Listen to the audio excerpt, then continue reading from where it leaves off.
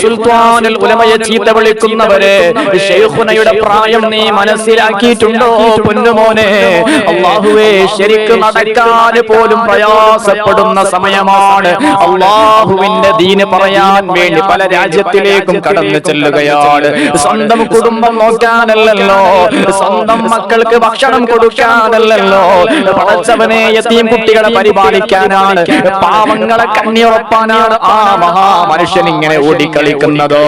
അല്ലാഹുവേ, ശൈഖുനാക്ക് നീ ദീർഘായുസ്സ് നൽകണേ അല്ലാഹ്. സഹിച്ചതാണ് ശൈഖുനാ, ത്യാഗവഴിയിൽ പഴി പറഞ്ഞവരെത്രയാ, കാലമെന്നും ഓർത്തിടും പ്രിയനാമമേ, കാന്തപുരമെന്നുള്ള പേരഭിമാനമേ.